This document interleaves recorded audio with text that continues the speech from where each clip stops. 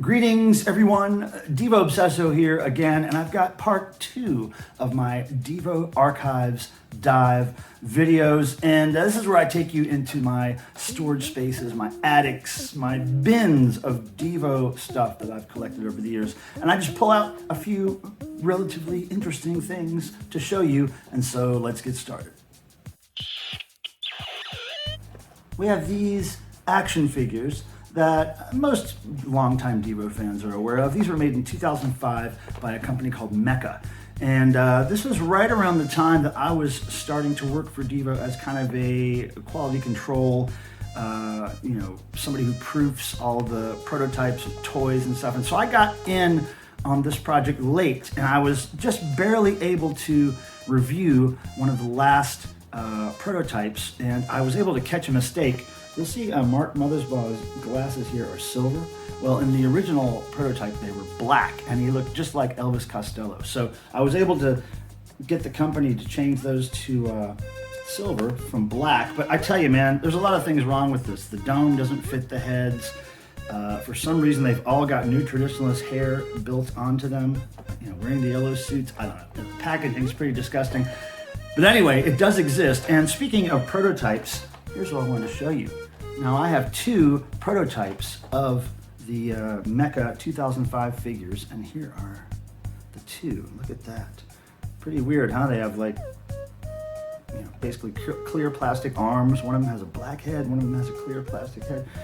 Very crazy, but yeah, those are the prototypes. And there was also another version of these figures released here, and it was like the 5 figures in one box, and that's very hard to find these days. Good luck with that. Now, moving on to the next item. All right, so next we have this peculiar compilation CD that came out in 1995. It's a Christian rock music compilation called Are We Not Men, We Are Demo. And you see there it says a little demo sticker. Now, these weren't just promotional items. These were actually available for sale in Christian bookstores. And I discovered this in the 90s. I hipped Mark Mothersbaugh to it, and he contacted the company and demanded like hundreds of these for free, which, he should have, because look, they're using the trademark Devo stuff. They don't give Devo any credit. There's no Devo covers. This is all just really bland music that is derivative of whatever was popular in 1995. That's kind of what Christian compilations do. So there you have it. That's weird. Probably not too easy to find these days, but man, what a weird release, right? All right, next up, we have this interesting little toy that was available in the late 70s, early 80s, according to Mark Mothersbaugh. And he gave me this some years ago. And the deal is that it's called Receiver. And it says, listen, a secret voice. And then on the actual receiver here, it says secret voice.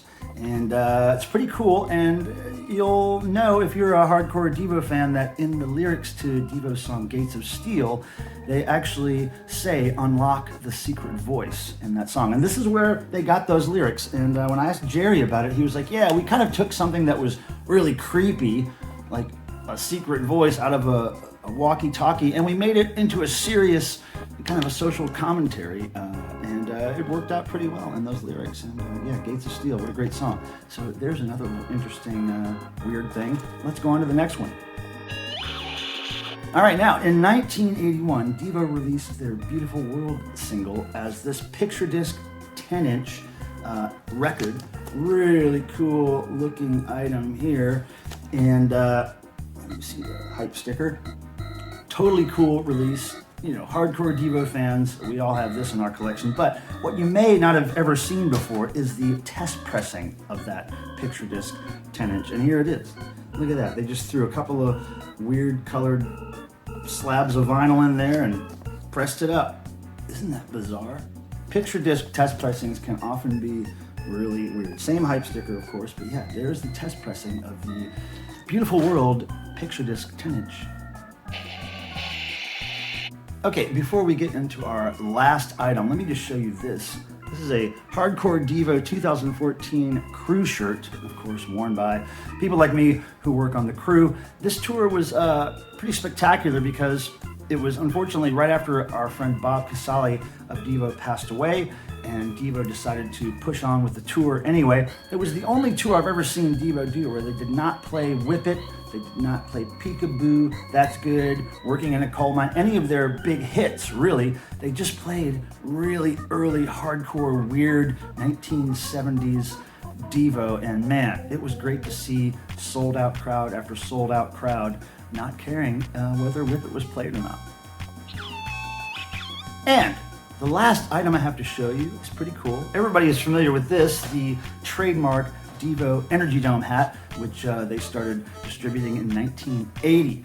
And when I started working for the band in the early 2000s, helping them with merch and such, I was determined to get these things made in sturdy plastic, the best quality that had ever been made before in Devo's history. And I was successful in that. And in that process, I was going to these factories and watching domes be made. And if you've ever wondered what happens to an energy dome when it gets overheated during the vacuum forming process, well, here we go, I'll show you.